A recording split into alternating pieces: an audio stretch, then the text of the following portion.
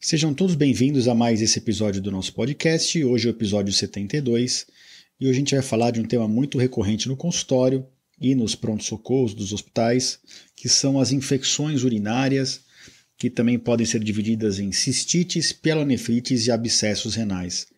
Então, o conhecimento que vocês vão ganhar no episódio de hoje é saber a diferença entre a origem desses tipos de infecção, como que elas evoluem, quais são os graus de gravidade e como que é feito o tratamento de cada uma delas. Após a música de introdução, o nosso episódio na íntegra. Sejam bem-vindos.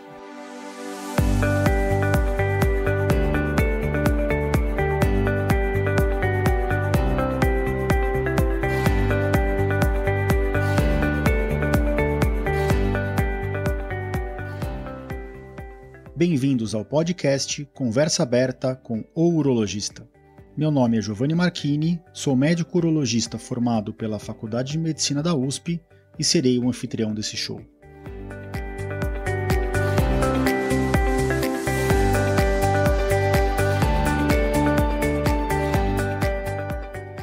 Nesse podcast, queremos compartilhar conhecimento confiável e de qualidade sobre saúde.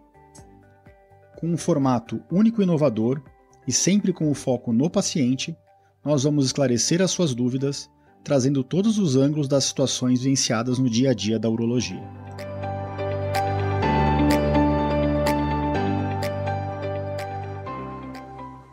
Sejam bem-vindos de volta ao nosso podcast e antes de passar para o tema de hoje, eu queria fazer alguns agradecimentos. Agradecer a Helena Nelma e Flávia Matos pelas perguntas que elas fizeram no Instagram recentemente, aos comentários da Adriana Capelossi, que vai ser submetida a uma cirurgia de hiperparatiroidismo primário, né, aquela doença que eu comentei no episódio anterior, no episódio 71, né, que pode levar à formação de cálculos renais de repetição, e se Deus quiser vai tudo correr bem na cirurgia da Adriana. Eu queria também agradecer a Maria Luísa, que nos contou que ela forma pedras de oxalato, e eu sugiro que ela veja os nossos episódios aqui do podcast, os episódios 22 e 35 do podcast, onde eu comento sobre análise de cálculo e alimentos ricos de oxalato. Acho que vai ser de grande valia para ela.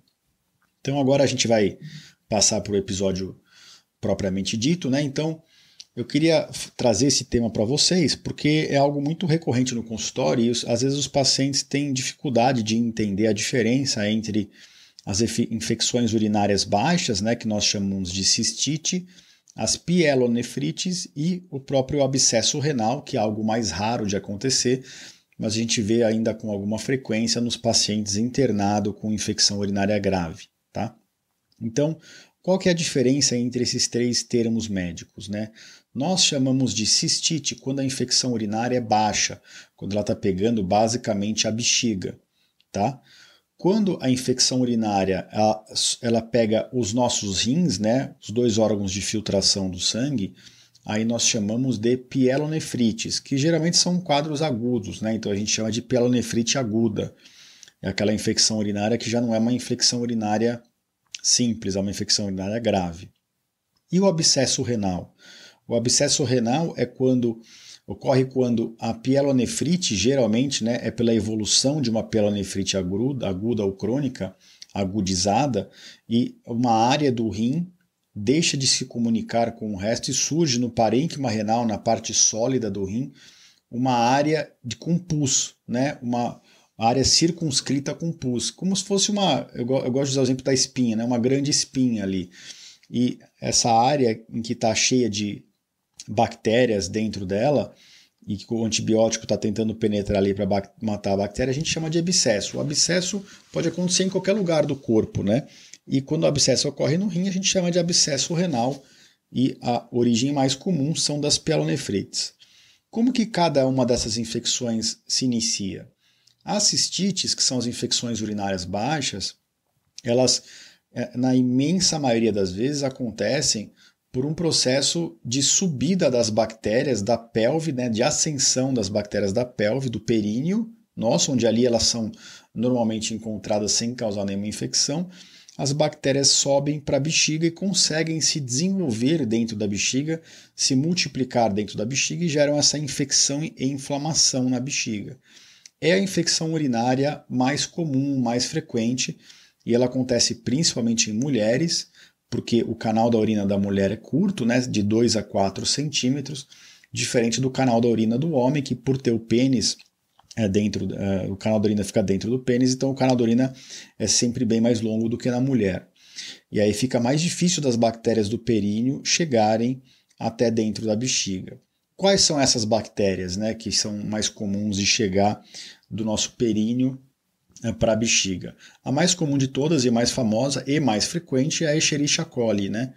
A Escherichia coli é a bactéria mais comum de encontrar no períneo e nas cistites. Mas as cistites não são exclusivas, assim como as pielonefrites, né?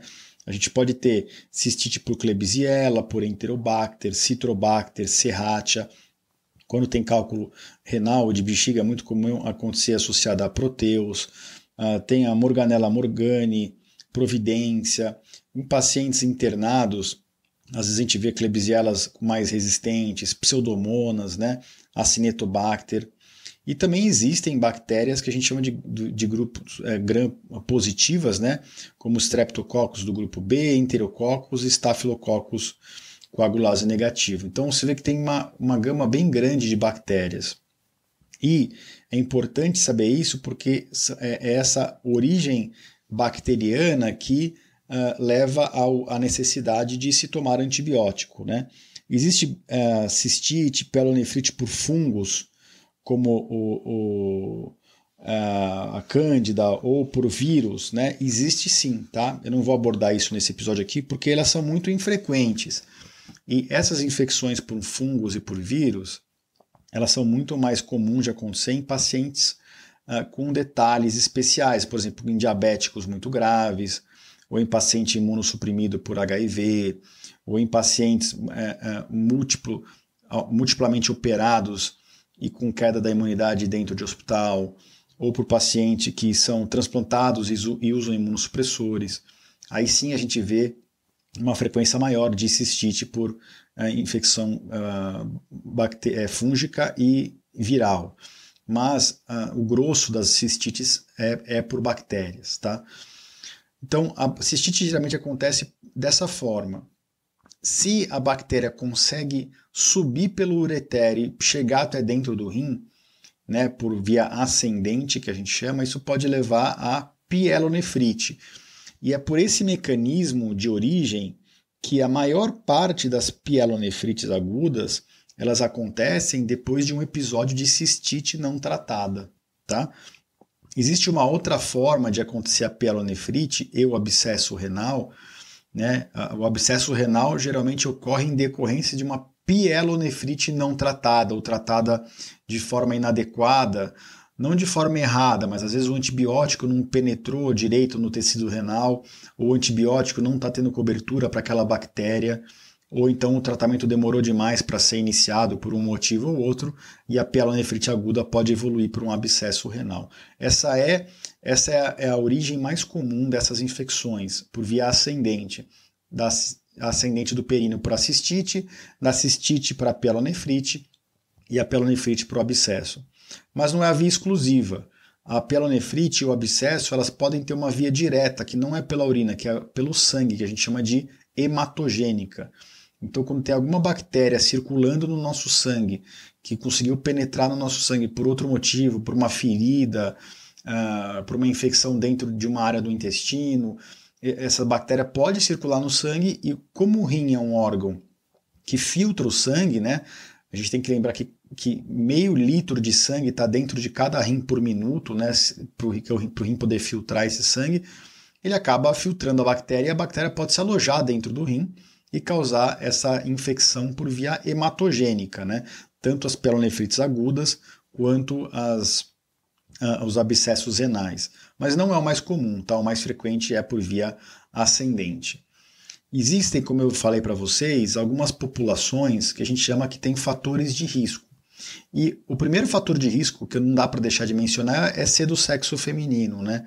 Como as mulheres não têm a uretra longa, pela ausência do pênis, as mulheres elas têm uma prevalência de cistite, pielonefrite e abscesso renal, por consequência, maior do que os homens, tá?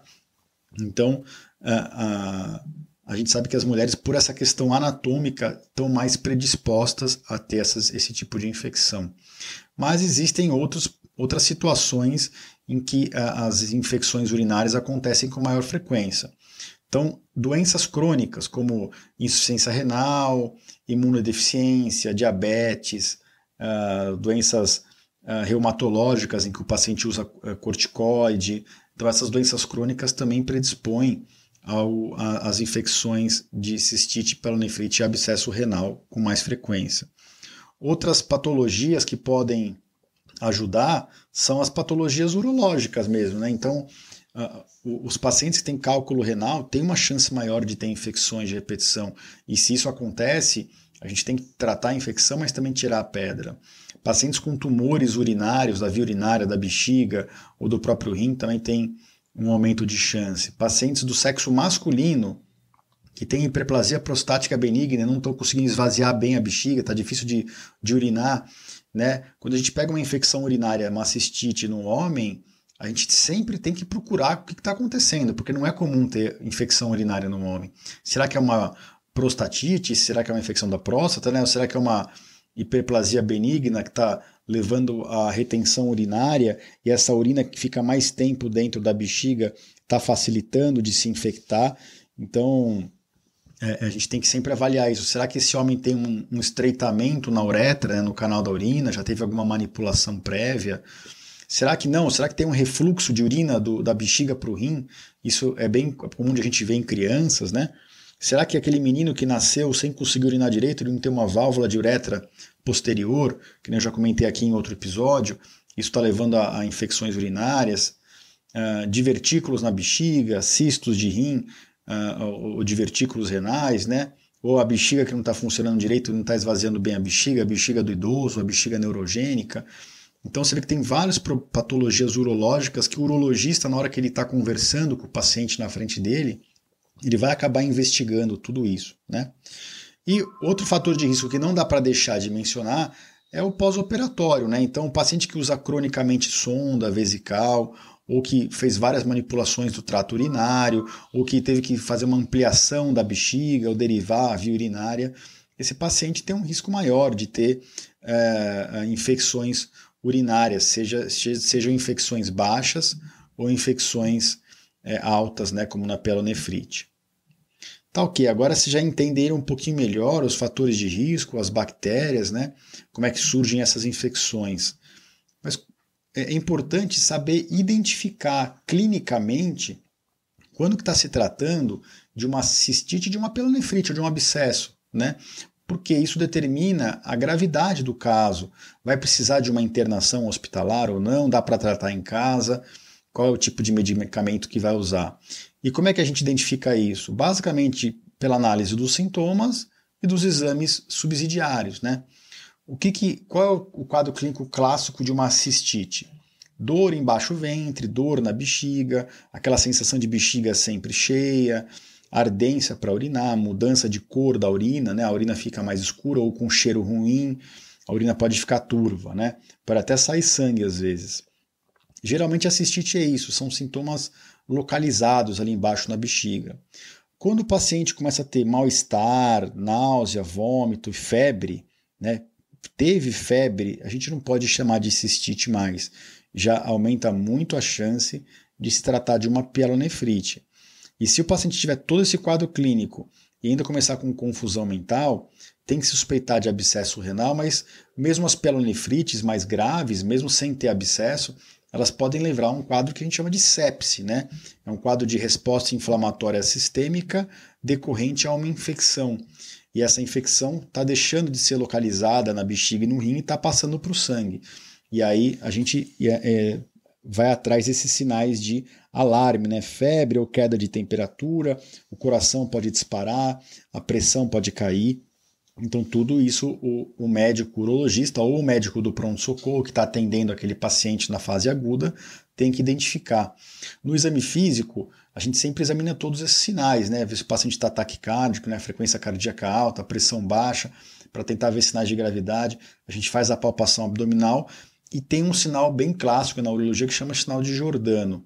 O médico faz a punho-percussão, então com a mão fechada, dá uns soquinhos bem fraquinhos nas costas daquele ou daquela paciente, e no lado que está doendo, se o paciente tiver uma dor muito exagerada na hora desse soquinho fraco, isso a gente chama de sinal de Giordano positivo.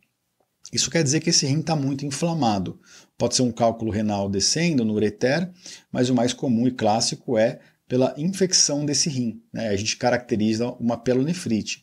Sinal de Giordano positivo já não é mais só cistite, né? Você palpar a bexiga ali pode ter dor, mas se você palpar, dá um soquinho fraco na altura do rim, com o paciente ali na sua frente, ele tiver muita dor, isso mostra que o rim já está infeccionado, aí já passa a ser uma pielonefrite.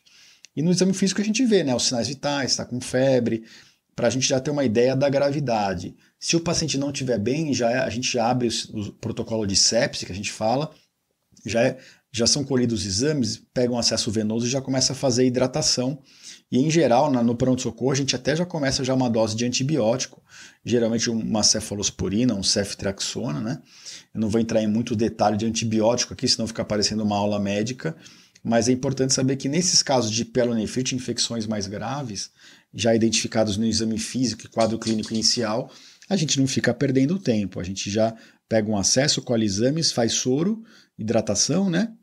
E entra com um antibiótico empírico, já que a gente não sabe o germe ainda. Como que a gente faz o diagnóstico? Então, basicamente isso. Exame clínico, quadro clínico, exame físico, e aí a gente passa para os exames auxiliares, né? Geralmente a gente colhe um exame de urina 1. Infelizmente, em alguns pronto-socorros, em pronto atendimento, nem sempre se colhe cultura de urina, né? Tem convênio, tem hospital que não autoriza isso, mas é o ideal é coletar uma urina 1 e uma urocultura de jato médio antes de iniciar o antibiótico. Essa urina 1, o resultado geralmente é rápido, 1 a 2 horas já sai, e geralmente mostra um pH urinário um pouquinho mais elevado, de 6, 6,5 ou 7. Pode ter a presença de nitrito, né, nitrito positivo, isso também é um fator que fala a favor de infecção. E aí a gente olha basicamente para os leucócitos e para os eritrócitos. Os leucócitos são as células brancas, as células de defesa. E os eritrócitos são as hemácias, as células vermelhas, né? Então, quando o leucócito está alta na urina e os eritrócitos estão um pouco aumentados, mas em número muito menor do que os leucócitos, isso sugere infecção urinária. Se aquele paciente está lá, está sem febre, está só com dor lombar, e você faz uma urina 1, não está parecendo um quadro infeccioso, não deu para bater o martelo ainda, e na urina 1 tem muito mais célula vermelha, eritrócito, do que leucócito, aí pode ser que esteja descendo um cálculo no ureter, tá? Isso é importante para o raciocínio clínico. Se possível, já se colhe uma cultura, né, dessa urina, que vai demorar de 3 a 5 dias para ficar pronta. Eu sempre oriento os pacientes, a cultura de urina basicamente é o quê? É pegar a urina do paciente e colocar numa plaquinha de cultura. Tem que esperar a bactéria crescer por ela mesma. E uma vez que ela cresce, se ela crescer, aí são feitos testes com vários antibióticos ali em volta daquela colônia de bactérias para ver qual que é o antibiótico que mata. Então não é um exame que é feito rapidamente, demora alguns dias. Mas é melhor ter esse exame correndo no pano de fundo do que não ter, tá? E o que mais que a gente pede? No exame de sangue a gente pede função renal, ver se a creatina no sangue está boa, e a gente pede o PCR, que é a proteína C reativa, que é uma prova inflamatória e infecciosa, e pede um hemograma. Se o PCR estiver alto e o hemograma estiver mostrando leucocitose, que é aumento do leucócito no sangue, né? A gente chama de leucocitose com desvio, com várias células jovens, né? Que a gente chama de bastonetes, ou até mielócitos, metamielócitos. Então, resumindo, se tiver o hemograma e o PCR com sugestivos de quadro infeccioso, isso provavelmente já não é mais uma cistite só, provavelmente é uma pielonefrite ou até um abscesso renal, né? Uma vez feita essa suspeita, em geral a gente já pede um exame de imagem. E aqui o ultrassom pode até ser feito, mas o ultrassom tem uma baixa acurácia para ver sinais infecciosos e inflamatórios ao redor do rim. né? Tem que ser um ultrassonografista muito experiente. Então, em geral, a gente vai direto para uma tomografia, tá? Se o paciente já teve manipulação do trato urinário prévia, já usou antibiótico, já estava com o antibiótico em casa e voltou com piora dos sintomas, aí mais ainda, tá? Mas quando a gente suspeita de pielonefrite, tem um detalhe importante. Geralmente a gente faz a tomografia de abdômen e pelve com contraste. Na fase sem contraste, a gente já pode ter alguns indícios da infecção no rim. A gente vê estriações na gordura em volta do rim, né? Então a gordura em volta do rim na tomografia ela fica bem pretinha, mas quando tem infecção e inflamação, a gente vê umas estrias brancas nessa gordura em volta do rim. E a tomografia com contraste, ela pode mostrar algumas áreas do rim com inflamação e com baixa perfusão de sangue, né? Existem sinais bem clássicos dessa baixa perfusão, e isso é muito sugestivo de pielonefrite. Os radiologistas têm muito bom treino para dar esse diagnóstico radiológico para a gente. Se tiver um abscesso renal, isso também às vezes já aparece na tomografia inicial, né? Uma área circunscrita que capta contraste e dentro dela um líquido espesso que não capta contraste. Então, sugestivo de uma secreção purulenta ali dentro dessa bolinha no rim, tá? E é importantíssimo diferenciar isso. Por quê? Porque muda o tempo e o tipo de tratamento, né? Como é que é feito o tratamento aqui? Então, nos casos de cistite, em que o paciente tem um quadro muito leve, não tem febre, os exames de sangue estão normais, e a tomografia às vezes nem foi solicitada, ou foi solicitada e não mostrou nenhuma alteração renal, geralmente esse paciente vai para casa com antibiótico via oral, desde que ele não tenha nenhuma alergia, né? Lógico, tem o antibiótico na criança é diferente no adulto, que é diferente na gestante, por exemplo, mas eu não vou entrar nesse tipo de detalhamento aqui, senão ficaria algo muito complexo de falar para vocês. Mas geralmente o paciente com cistite vai para casa com antibiótico, geralmente 5, 7 dias no máximo. Tem alguns protocolos de tratamento até com 3 dias, tá? Tem até protocolos com a fosfomicina, com aquele envelope com os sachês, né? O antibiótico em pó que você dilui na água. Eu não gosto muito de usar, eu prefiro o antibiótico clássico via oral, né? Um ciprofloxacino, uma acetilcefuroxima. Em geral, 5 dias resolve. E sempre orientar o paciente, olha, tem que voltar com o urologista, ou com o clínico, ou com o nefro, independente da melhora do quadro, para te orientar e fazer o seu acompanhamento. E em caso de piora, né, se voltar a ter dor, se voltar a ter febre, ou qualquer outro sinal de alarme, ou começar a ter febre, né, que esses pacientes com cistite não tinham febre, aí tem que retornar ao pronto-socorro para repetir exames e repetir exame de imagem. Já as pielonefrites agudas, a maioria delas a gente consegue também tentar tratar em casa, quando são quadros leves. Um hemograma não muito infeccioso, um PCR não muito alto, aquele paciente que foi mais com pico subfebril do que com febre propriamente dito, que está com a frequência cardíaca normal, está com a pressão normal, ou seja, o paciente está estável, mas o Jordano vem positivo no exame físico, então pode estar começando uma pielonefrite. Em geral, a gente orienta hiperidratação, né? Muita hidratação, não segurar de jeito nenhum a urina, e antibiótico via oral. Aí a gente já dá de 10 a 14 dias de antibiótico e deixa o paciente muito bem orientado, né? Caso qualquer piora, tem que parar de ter febre, melhorar muito a dor em no máximo 48 ou 72 horas. Passou 48 horas, 2 dias, continua com febre, melhorou quase nada a dor, tem que voltar para o hospital.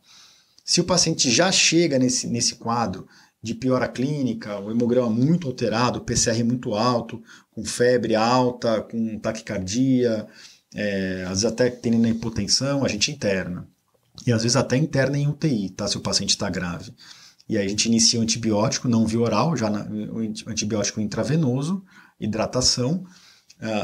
Em quadros mais graves, eu tenho o costume até de pedir para o paciente ficar sondado, né? Porque com a sonda na bexiga, aquela urina que desce do rim, ela não fica enchendo a bexiga e dificultando a descida do resto da urina do rim, ela cai na bexiga e já sai para fora. Então, às vezes, a gente deixa 1, 2 dias sondado o paciente nessa fase inicial para tentar melhorar o quadro de forma mais rápida.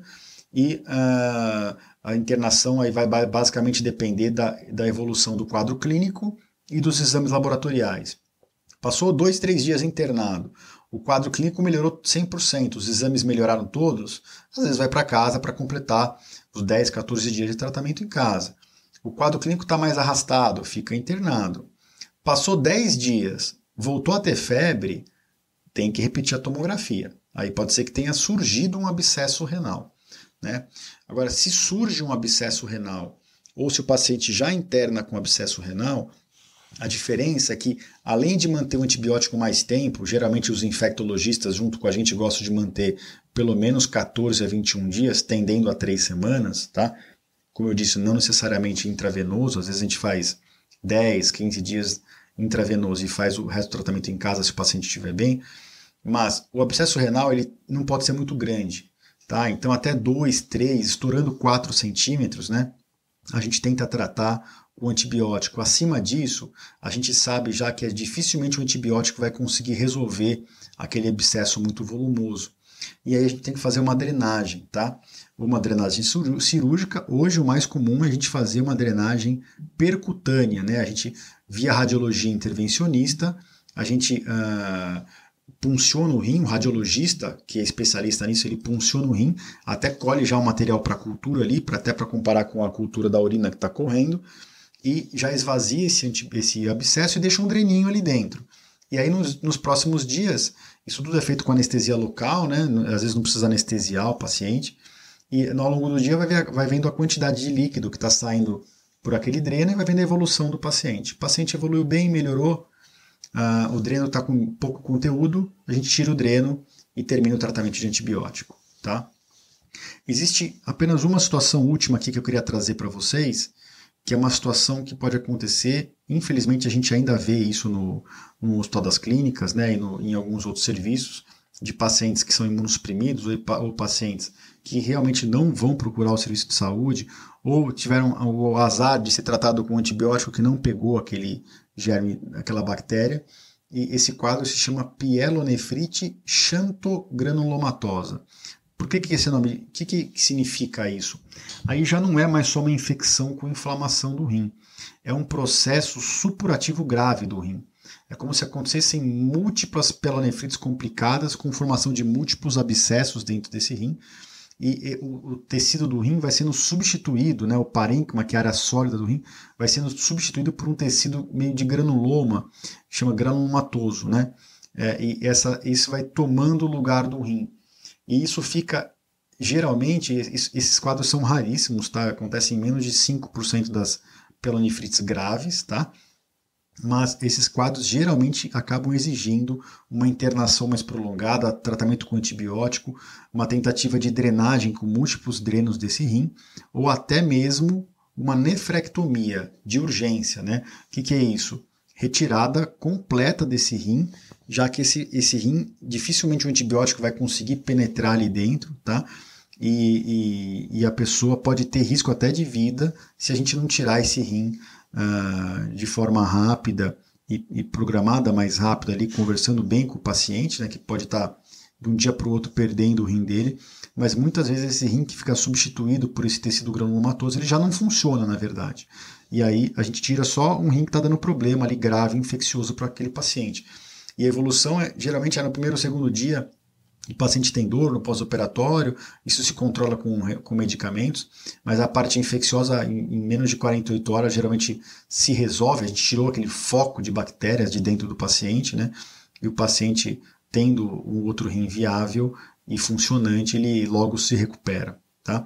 Então eu não podia deixar de comentar esse quadro raro que acontece, mais raro até do que os abscessos, né? Que é a pielonefrite xantogranulomatosa. Ah, doutor, entendi tudo aí do diagnóstico, tratamento, mas como é que eu faço para evitar, né, de ter essa evolução para uma cistite, para uma pielonefrite, para abscesso? Olha, já passei várias dicas para vocês em outro episódio, eu queria que vocês ouvissem, quem tem essa dúvida, quer aprender isso, ouçam o episódio 19, no qual eu falo de etude e repetição. Aquele episódio foi focado em cistite, mas lembrem-se, a cistite é o início do quadro. Geralmente, a pielonefrite vem de uma cistite não tratada ou recorrente, né? E o abscesso renal é a mesma coisa, vem de uma pielonefrite não tratada ou recorrente. Então, o episódio 19 do podcast, eu vou deixar um link dentro do meu site para ele, para quem quiser ouvir e saber mais como evitar essas infecções. Esse é o episódio de escolha para vocês ouvirem. Queria, para terminar aqui o episódio, agradecer a todos que ficaram até o final, agradecer aos comentários, principalmente dentro do Instagram. Vários comentários também têm vindo no TikTok, no LinkedIn e dentro do meu site. Esse episódio aqui vai ficar no www.urologista.com.br/podcast/episódio 72. 72 semanas de episódios aqui, tem sido muito gratificante. Queria agradecer a todos que têm apoiado, da minha família, dos meus pacientes, e cada vez mais as pessoas acham a gente na internet. O nosso objetivo, lembra, é transformar vocês em pessoas mais informadas e mais conscientes da sua própria saúde, para que vocês consigam tomar decisões de forma mais assertiva aí sobre a saúde de vocês mesmos e daqueles que vocês cuidam, que vocês amam, que os cercam. Tá? Então, mais uma vez, obrigado e nós nos encontramos aqui na próxima semana. Um abraço a todos.